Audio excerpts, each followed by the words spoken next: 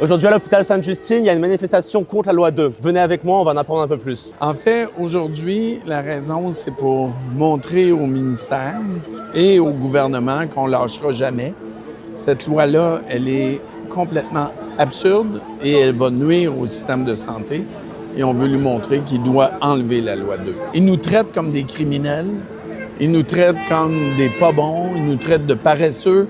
Alors, comment vous voulez, quand on donne tout ce qu'on peut pour nos enfants, nous ici, ou pour les autres, pour leurs patients, et qu'on n'a aucune reconnaissance, mais qu'on a une loi qui nous oblige à faire telle affaire, telle affaire, telle affaire, telle affaire, décidée par le gouvernement, par des cibles qui sont complètement ridicules, et avec une surveillance qui dit qu'il ne fera pas, mais qui ne veut pas l'enlever de la loi. Alors, c'est inacceptable. Alors, on tue la passion. Et moi, je dirais que ça, personnellement, là, c'est la détresse des médecins, autant médecins de famille, médecins spécialistes, et c'est de démobiliser quelqu'un.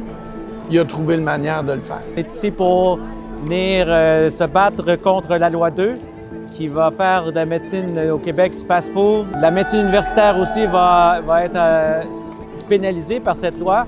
On n'aura pas le temps d'enseigner à nos résidents, à nos externes, étant donné qu'il faut falloir faire de la médecine de volume. Qu'est-ce qui ne va pas dans la loi 2? Concrètement, pour les gens qui ne sont pas dans le domaine, qu'est-ce qui ne va pas dans la loi 2? Qu'est-ce qui ne va pas? C'est que maintenant, on dit aux médecins qu'ils doivent voir un certain nombre de patients.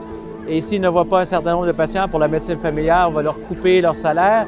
Pour les chirurgiens comme moi, si on n'opère pas assez, on va couper notre salaire. Mais je n'ai pas accès au bloc opératoire, moi. C'est pas moi qui gère le bloc. Je voudrais bien opérer, mais je n'ai pas accès plus qu'une journée semaine.